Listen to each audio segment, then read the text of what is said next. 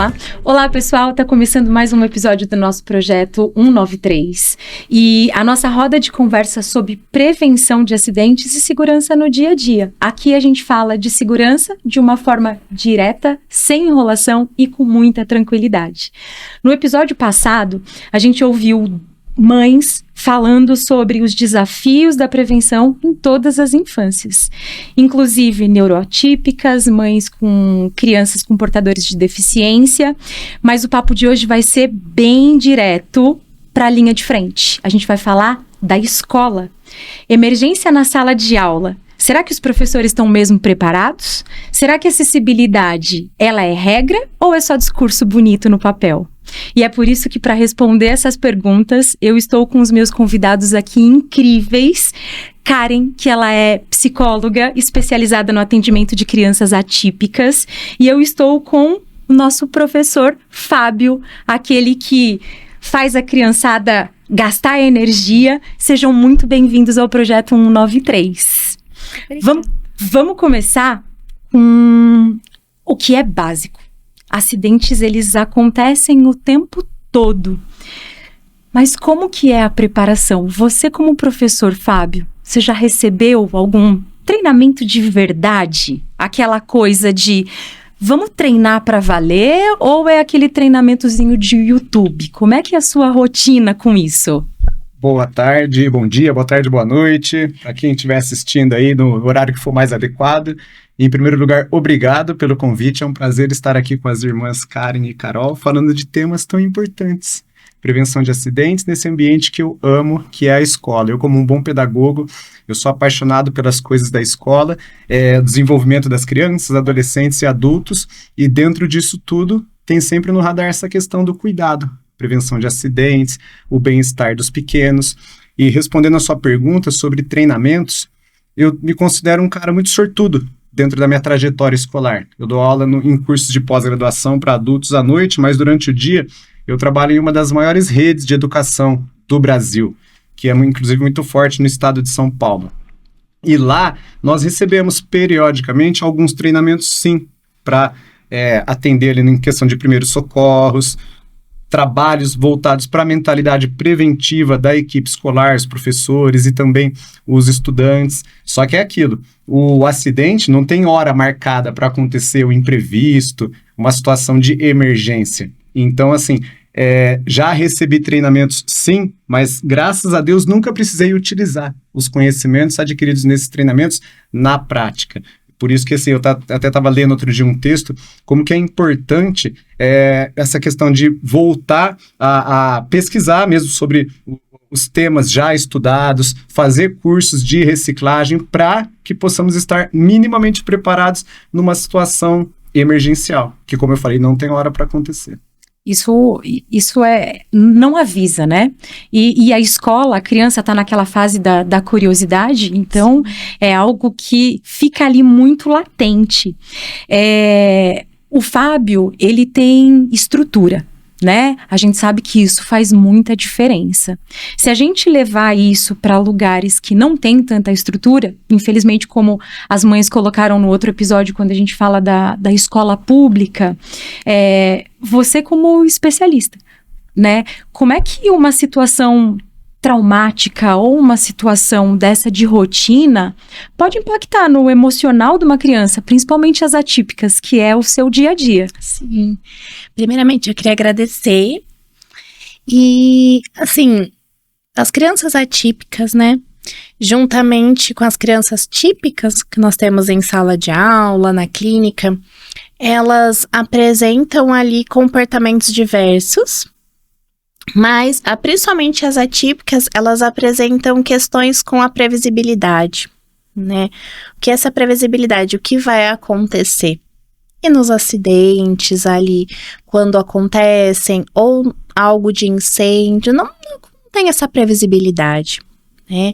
Então, nós precisamos sempre deixar ali aquela criança preparada para um possível acidente, preparada para um possível barulho do que vai acontecer, fazer uma psicoeducação ali com aquela criança, dentro ali do faz de conta, dentro ali de uma história psicoeducativa, trabalhar as questões emocionais. Um colega caiu, quebrou o braço, ele tá vendo ali muito sangue. O que eu posso fazer para ajudar? Eu preciso ficar quietinho, sentadinho, eu não preciso gritar.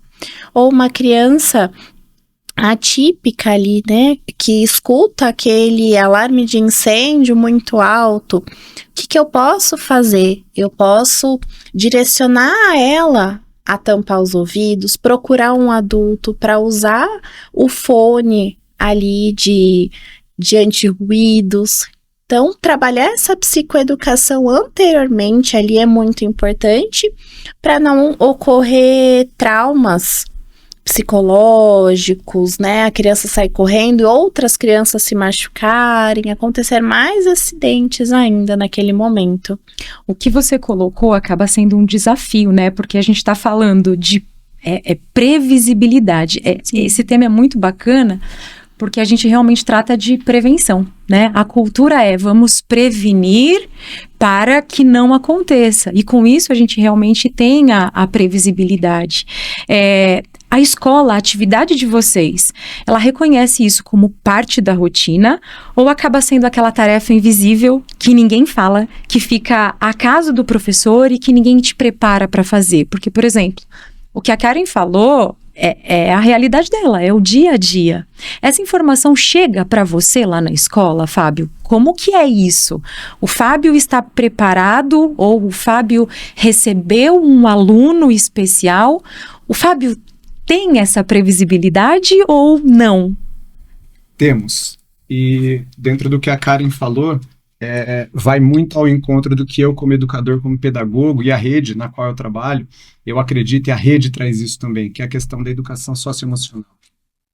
Fico pensando na questão da prevenção de acidentes, o que fazer, né, como tratar esse tema de uma forma que a manutenção da saúde de todos possa acontecer da melhor maneira possível. Então, dentro disso, a gente pode pensar na edificação, como ela é construída, e nas reformas que eventualmente pode surgir uma necessidade de fazer, os equipamentos que a escola tem que ter ali à disposição para os diversos usos, e o treinamento dos profissionais. Isso tudo é base.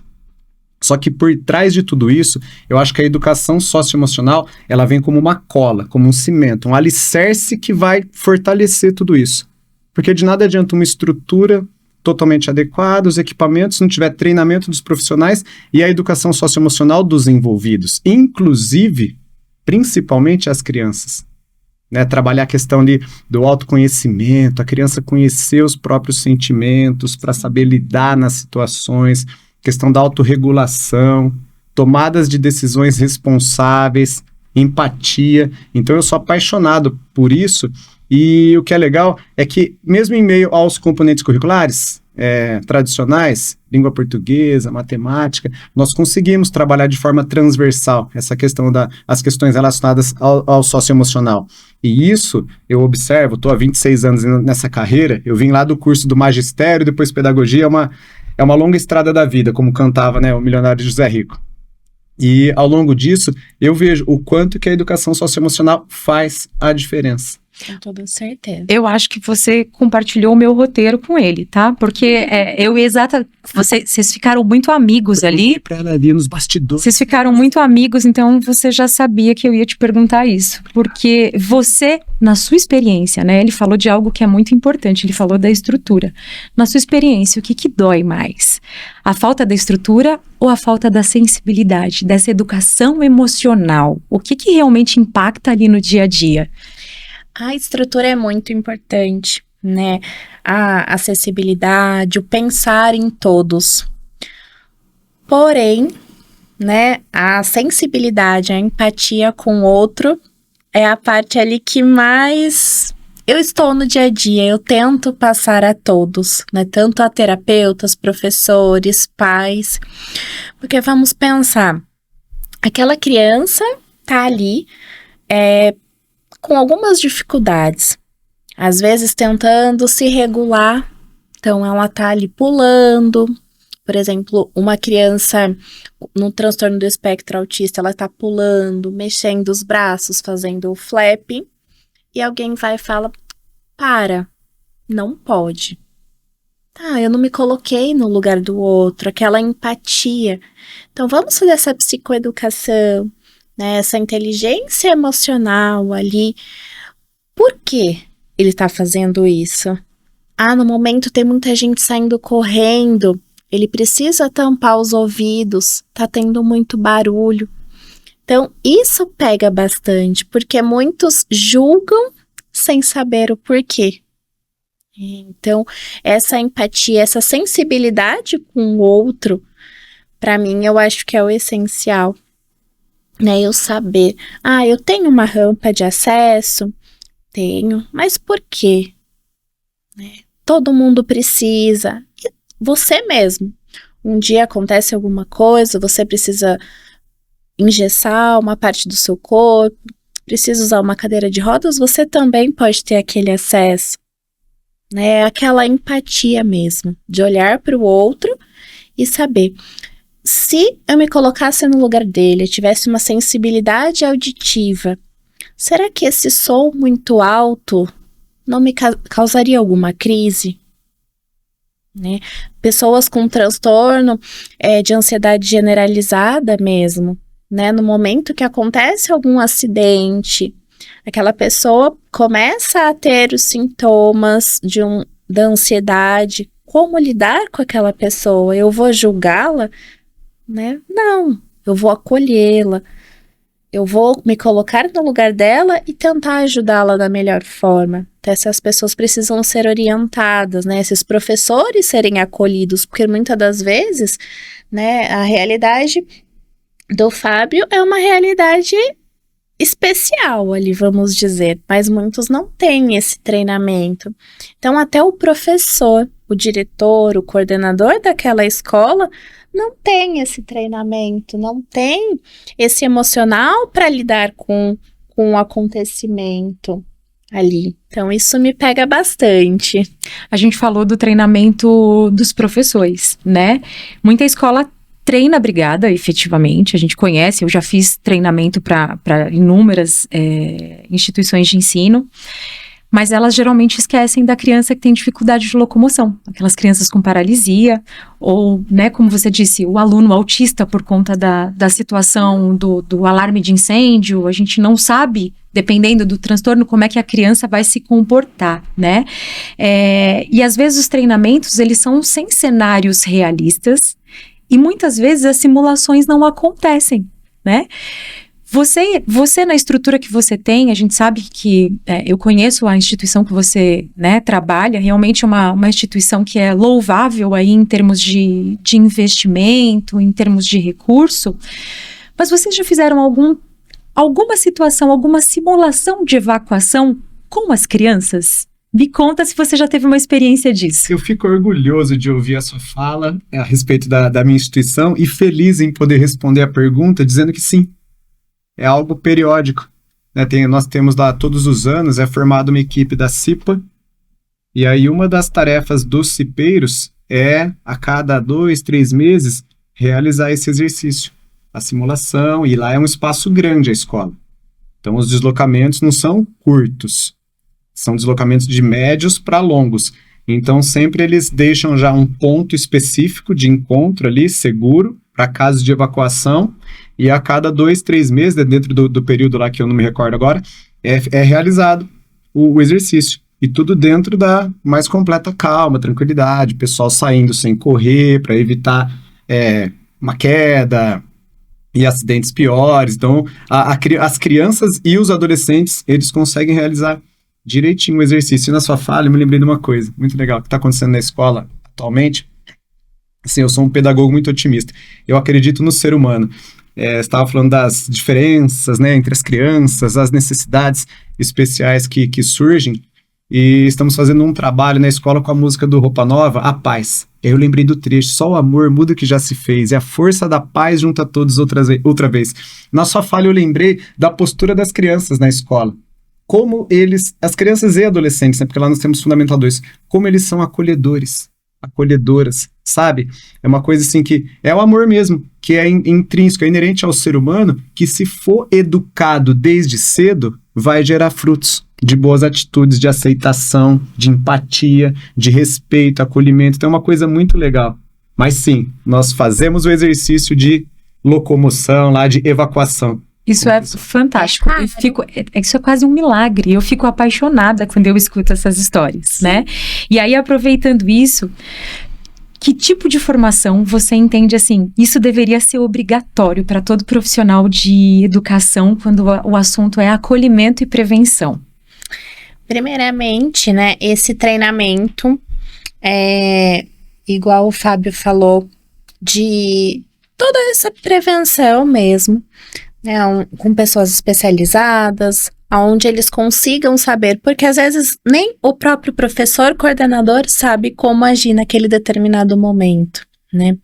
Então, nós somos em 3 pilares, vamos dizer assim, né? A segurança, a prevenção, o estudo ali da neurodiversidade, porque hoje em dia, né, estão vindo para as escolas muitos transtornos, muitas crianças atípicas e novidades chegando, como lidar, o que acontece naquele desenvolvimento, naquele neurodesenvolvimento, cada criança é uma, como eu vou lidar com aquela criança em determinados momentos, cada criança pode agir de uma determinada maneira. Então, eu vou saber ali, olha, aquela criança, ela tem uma dificuldade maior na sensibilidade auditiva. Aquela criança, ela não gosta de muita gente próximo. Aquela outra criança tem uma dificuldade se ela não tiver algo mais visual. Então, saber ali da neurodiversidade, neurodesenvolvimento. Mas também, uma coisa que eu sempre digo quando vai ter essa orientação profissional dos professores, mesmo orientação parental, é a questão de gerenciamento de crises, né? Porque antes de acontecer uma crise ali comportamental, tem um antecedente, tem um gatilho. Então, normalmente tem, aquela criança, o som está muito alto, vai acontecer o alarme de incêndio ali, ela vai ter uma crise, você já vai saber como lidar. Eu vou levá-la para um ambiente mais calmo.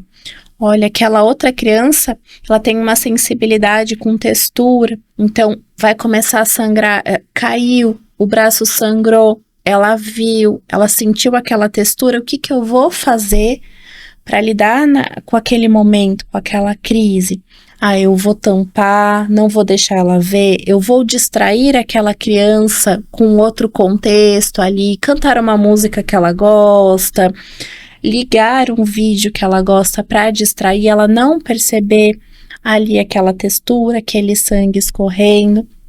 E os professores, né, eu sou de uma família de professores, mãe professora, sogra professora, então elas sempre nos contam, né, que às vezes elas não têm esse treinamento, elas não têm esse olhar, principalmente minha mãe, que vem de uma geração de professores mais antigos, ali ela fala para mim, Karen, nós não tivemos esse apoio.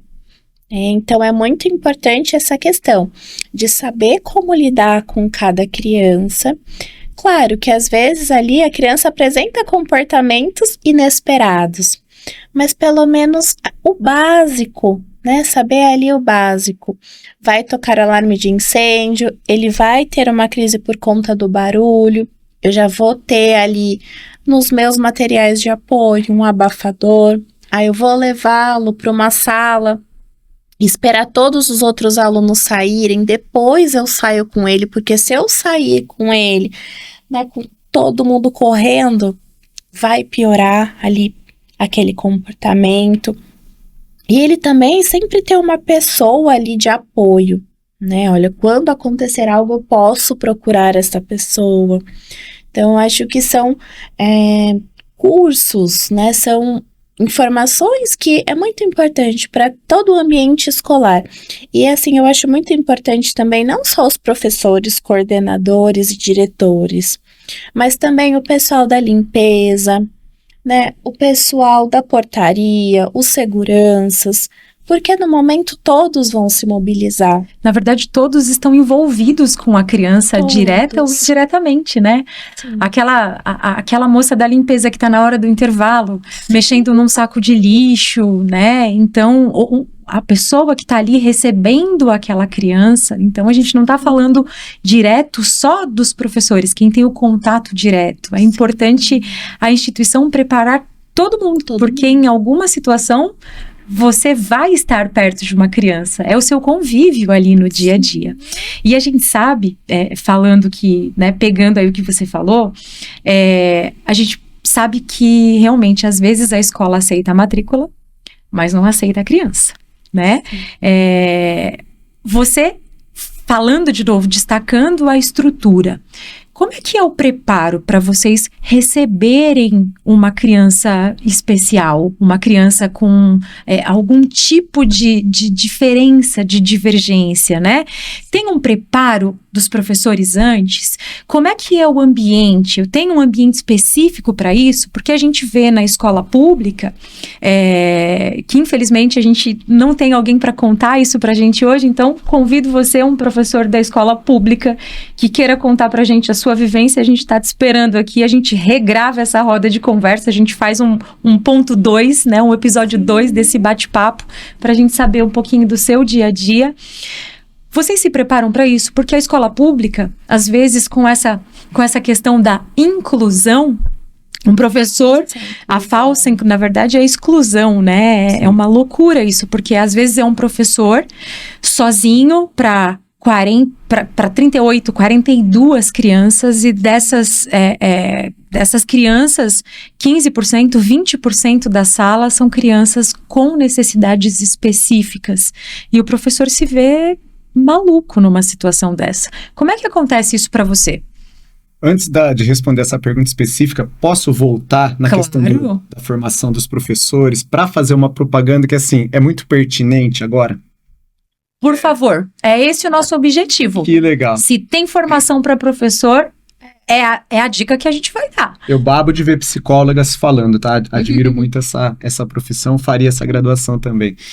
Aqui no IBFE, em Campinas, Instituto Brasileiro de Formação de Educadores, no Cambuí, junto com a Faculdade Unitar de Pedagogia, nós temos um curso de pós-graduação que eu sou completamente apaixonado por ele. E assim, sempre eu converso com as pessoas sobre esse curso, na padaria, na família, dentro da escola, enfim, que é a pós-graduação em Educação Socioemocional. Eu fiz esse curso anos atrás, hoje em dia eu dou aula nesse curso, e assim, é realmente transformador. Todo o conhecimento que ele traz, os módulos, ali a gente estuda mindfulness, gerenciamento de conflitos e emoções, competências socioemocionais 1 e 2. Então, assim, o curso todo é formatado para formar mesmo o professor para lidar com as emoções dele, para entender o outro, para gerenciar riscos dentro da escola, conflitos, motivar os estudantes para o aprendizado, enfim, são várias as possibilidades. Então, Educação Socioemocional no IBFE é um curso, assim, que, não, eu estou dizendo no IBFE porque é lá que eu trabalho também, mas se tiver em alguma outra instituição, esse curso, acho que, assim, é essencial para o educador que quer mesmo continuar na profissão fazendo a diferença de verdade. E agora sobre o preparo dos professores. Antes de você continuar, eu já vou falar para quem está assistindo a gente e para o pessoal do IBDFE. IBFE, desculpa. Tragam prevencionistas. A gente gosta de participar, porque quando a gente traz esse tipo de discussão, o conhecimento aumenta, a gente vai empilhando o conhecimento, né? Eu que sou uma apaixonada por prevenção, eu vivo isso diariamente, a gente tem um olhar diferente. Promover essas conversas, né? O pessoal fala, isso não tem relação com a disciplina. Tem. A prevenção está em tudo. Em todos os ambientes a gente tem risco. Então, botem nesse curso aí um prevencionista para agregar, né? Porque a gente forma o profissional, a multidisciplinaridade do profissional, ela é extremamente importante no gerenciamento de crise. Sim. Se você tem um outro olhar para a segurança, a sua forma de agir, ter a informação com você, faz toda a diferença. Então, chama a gente para bater um papo, que eu gosto dessa história. E bora lá, Fábio. Vai ser comigo o papo, inclusive, aí, dessa mudança da grade lá, vai ser comigo, possivelmente. Tá, respondendo a pergunta sobre o preparo. Isso. Lá na nossa rede, nós contamos com uma profissional, não que ela dê conta de tudo também, porque se for levar ao pé da letra, seriam necessárias outras pessoas para dar o suporte também. Mas nós temos uma pessoa lá que é a PFEI, que é a Professora Facilitadora de Educação Inclusiva. Nossa, que fantástico. PFEI. Então, nesses casos, o que acontece? Ela faz uma conversa prévia com a família, uma entrevista, um questionário lá extremamente extenso, bem detalhado, para que todas as necessidades, características e especificidades da criança possam chegar até quem, né, precisa, primordialmente, que é o professor. A professora que vai receber essa criança também, ela tem acesso à família antes, ela se reúne algumas vezes com essa PFEI, que é a Professora Facilitadora de Educação Inclusiva, para juntas traçarem estratégias em relação a como acolher essa criança, que lugar da sala de aula que ela vai sentar, como é que vai ser feita a avaliação dela, deslocamento, se for necessário. Então, tem essa preparação sim, mas aí também, assim, nós temos uma rede maravilhosa, mas sempre acaba caindo um pouco naquilo que você falou. Muito aluno, é uma PFEI só que já faz um trabalho incrível, mas se tivéssemos mais 3 profissionais dessas na escola, teria trabalho para todas. Né? Então, assim, às vezes ela sobrecarrega um pouquinho, mas faz um trabalho ali de suporte maravilhoso para os professores. E o que você acha que falta para vocês conseguirem mais 2, 3 pessoas especialistas dessa? Então, acho que em todas as instituições, pode ser na escola pública, nas particulares, acaba caindo na questão de custo, de verba, na burocracia, né? Porque, por exemplo, os gestores, a equipe docente, demais educadores que trabalham na instituição, para todos nós é muito claro a necessidade, né, de sempre mais profissionais, mais suporte, né? Mas algumas decisões, algumas situações demandam, né, essa coisa da parte administrativa, burocrática, enfim, situações que nós podemos até interferir, conversando, mandando e-mail, marcando reuniões, mas que para chegar efetivamente a uma resolução, acaba demorando. Mas a rede é aberta. O pessoal de São Paulo, né, onde é a nossa sede, o pessoal está sempre aberto a ouvir. Muita coisa ao longo dos anos foi mudando. Eu não tenho, assim, nada a reclamar da rede. É uma rede, sim, maravilhosa. Para o tamanho, para a magnitude, para o alcance que ela tem, está sempre investindo. Mas sempre queremos mais. É sempre isso, né? Sim. Quando a gente fala de... Porque essa é uma rotina. Aliás, essa é a rotina e, na verdade, isso tem acontecido uma crescente. A cada dia que passa, a gente está mais... Todos os dias, em qualquer situação, a gente tem essas necessidades, né? Então, isso é realmente de extrema importância, né?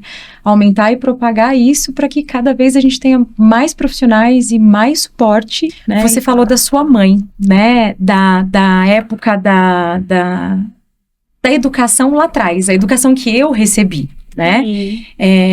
E a gente, quando a gente pensava nessa situação, a gente chegava na escola, a educação que eu recebi em casa era aquela educação de disciplina, né? Então eu ia para a escola para realmente adquirir conhecimento. Então se o professor falasse alguma coisa, era a lei. Então o professor era uma autoridade.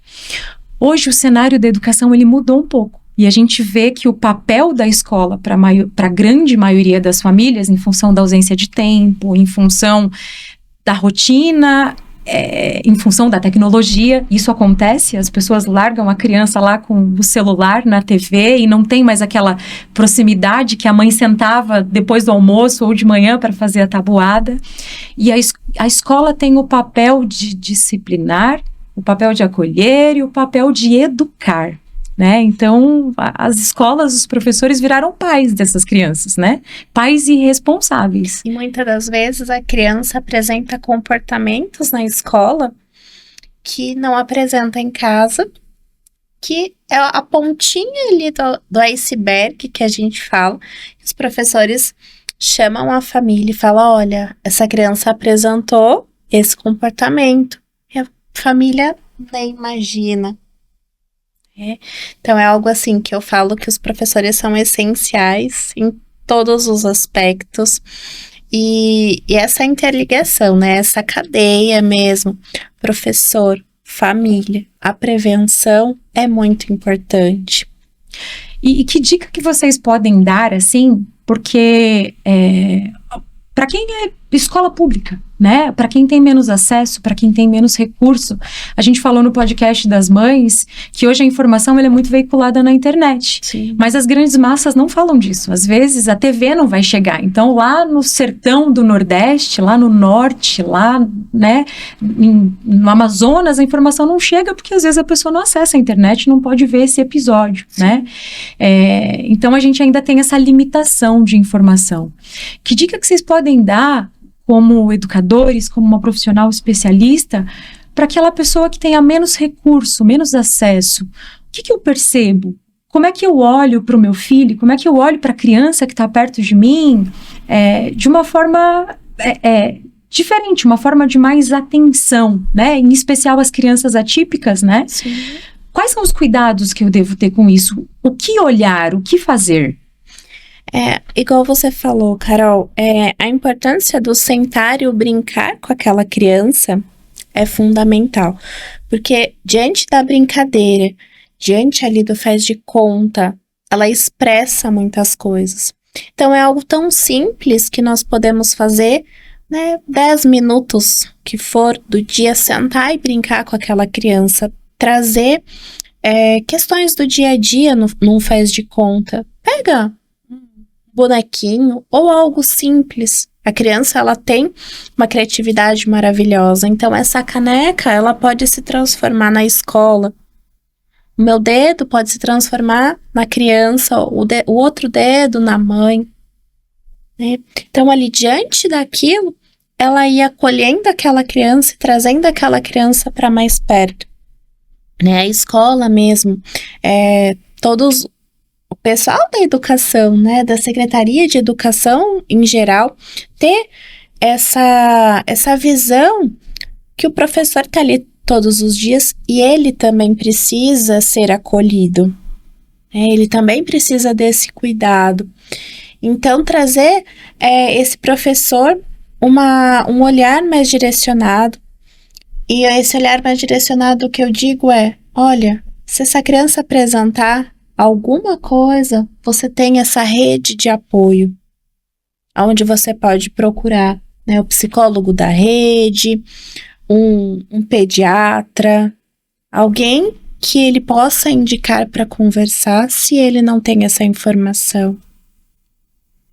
Momentos atrás você falou uma coisa que é uma grande verdade, que muita coisa tem mudado na educação, dentro e fora da escola, ao longo das últimas décadas. Umas para melhor, inclusive, outras não. E hoje em dia, muitas famílias não sentam mais com a criança para fazer a tabuada, para ler um livro, tá? Então, assim, se eu fosse dar uma dica agora para um familiar, para um pai, uma mãe, um responsável, assim, é algo que eu sempre falo nas reuniões de pais, que por sinal eu gosto de fazer reunião de pais. E uma das tendências para o futuro da educação, inclusive, vai ser as escolas trabalharem a formação desses pais. Trazer a família cada vez mais para dentro dos muros da escola e trabalhar a formação deles. Então, como dica, eu sempre falo para as famílias, aprimoramento de hábitos. O adulto tem que ter consciência do que ele faz. Porque não adianta só falar para a criança. Sai do celular, vai brincar com a caneca ali, usa a imaginação, né? Vai para o quintal, vai para o parquinho do prédio. O adulto, ele tem que ter o hábito de leitura, né? Cuidar da alimentação, excesso de tela, de televisão, enfim. Os pais são um espelho da criança. E assim, eu questiono bastante as famílias, mas de uma forma bacana, assim, nas reuniões, promovendo a reflexão, nesse trabalho formativo mesmo, dentro daquilo que eu acredito. E eu pergunto, que tipo de adulto que você quer que seu filho se torne? Alguém independente, frágil emocionalmente, que não vai conseguir resolver os problemas? Porque, assim, uma coisa que acontece também é das famílias serem atualmente super protetoras, não pode passar por uma situação, assim, de perder, por exemplo, a criança não pode se frustrar jamais. A gente sabe que não é isso, faz parte do processo de educação, lidar, né, com a frustração, elaborar aquilo, conversar. Então eu questiono as famílias, que tipo de adulto você quer que sua criança seja daqui 10, 20 anos, sabendo que você não é eterno na vida dela. Ela vai ter que caminhar mais cedo ou mais tarde com as próprias pernas. Então, aprimoramento de hábitos. toda pessoa que lida com criança, pai, mãe, professor ou os demais educadores que estão dentro do ambiente escolar e fora também, tem que olhar cada um para dentro de si e perceber o que você está fazendo. Como é o seu dia a dia? Que exemplo que você é para essas crianças? E aí eu vou pegar o seu gancho, né, para trazer uma coisa que eu vejo que é importante, que associa o que a Karen falou. Convivência. Convivam com os seus filhos. Sim. O que você disse, frequente a escola do seu filho. Conheça o professor do seu filho. Vá para a escola, não só nas reuniões de pais, porque hoje, às vezes, os pais nem vão mais às reuniões. Então, participe, porque a participação do pai, ela é necessária que ela seja ativa, né? Hoje, nós estamos aqui com vocês dois, que têm acesso à informação, que trabalham em lugares que têm estrutura, mas a gente tem os colégios públicos, os colégios municipais, que não tem, que não é essa a realidade, né? E como é que a gente muda a escola? Como é que a gente pede mais segurança? Como é que a gente pede mais treinamento? Quando o pai participa, quando realmente o pai olha para isso de uma forma diferente e olha para isso como uma forma necessária, né? Que isso aí vai contribuir para a educação, para o crescimento, para o que o filho dele vai ser quando crescer, né, professor? Que são as perguntas que o que você vai ser? Eu cresci com isso, o que você vai ser quando crescer, né? Então, mais do que o profissional. Para a gente crescer bem, a gente precisa realmente respeitar o que você disse, né? É segurança, é saúde, é ter educação, e é um papel fundamental e necessário se a gente participar. Eu vou me encerrando para a gente terminar esse episódio, né? Ele deixa aí um alerta extremamente forte, porque prevenir acidentes na escola, ele vai muito além de evitar escorregão no pátio, né? Não é aquela brincadeira na hora do recreio.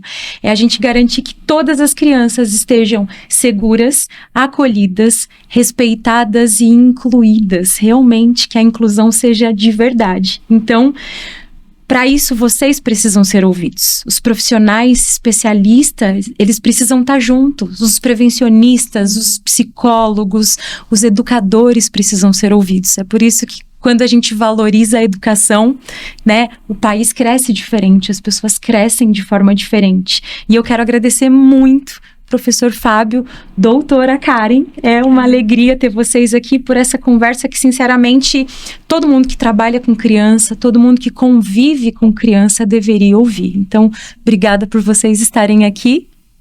Eu que agradeço.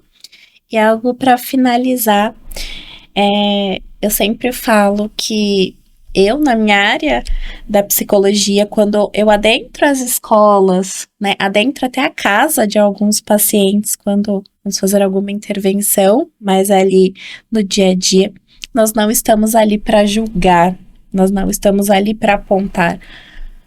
Você está fazendo isso errado. Não, nós queremos apenas ajudar, agregar e levar uma melhor qualidade de vida para aquela criança, para aquela escola, para aquela família.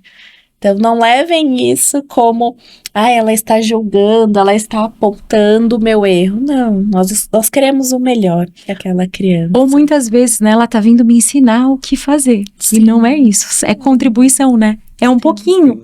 O que eu sei, a forma que eu faço pode te ajudar a fazer isso de forma diferente ou de forma mais fácil, né? Isso é muito importante. Olha, da minha parte, para finalizar, quero olhar para a câmera ali e dizer, né, obrigado, primeiro, pelo convite, mas eu quero dizer para vocês que estão assistindo que eu estou entre duas pessoas aqui que são semeadoras de amor. Você à frente do podcast, disseminando informação, você está plantando amor também. Porque essa informação ela vai florescer através de educação. E a educação gera um mundo com mais amor. E você como psicóloga, né, também. Não vou dizer mais ainda porque não tem comparação entre as profissões. Todas são importantíssimas. Mas você como psicóloga, você lapida o ser humano, cuida ali das dores, potencializa as forças humanas. Então, com a licença da Carol, eu queria finalizar aqui lendo um texto curtinho aqui, ó. É um poema do meu livro Florescendo em Versos, Educação Socioemocional para quem ama inspiração. Mais amor, por favor. Então, em homenagem às duas aqui, minhas companheiras aqui de bancada. Mais amor, por favor. Mais amor, por favor. seja aqui ou onde for. Sem isso, a vida não tem cor. O amor acorda, dá a corda, impulsiona a vida e o coração. Amar é acordar, acorda dar, sentir antes de pensar, calar antes de falar. Porque o principal sentido sempre será aquilo que foi sentido. O resto é tempo perdido. Mais amor, por favor. Sensacional. E assim eu me despeço, né? E você, se você é pai, se você é mãe, se você é professor, se você é gestor, ou se você só é entusiasta de um ambiente seguro, compartilhe esse episódio. Vai que ele evita ajudar um acidente amanhã e ele pode contribuir para levar mais informações para as pessoas. E se prepara que logo logo a gente volta com novos episódios aqui nesse podcast que vão mudar a forma como você enxerga a prevenção no trabalho, em casa, em espaços públicos. E aproveita para participar lá com a gente. Corre lá no Instagram da Galvão, manda um direct pra gente com a sua sugestão de tema. Porque a sua dúvida pode virar uma conversa aqui no nosso projeto 193 e ajudar as pessoas a se protegerem muito melhor. E até lá, lembra que prevenção é um ato de amor e de cuidado coletivo. Até mais, gente!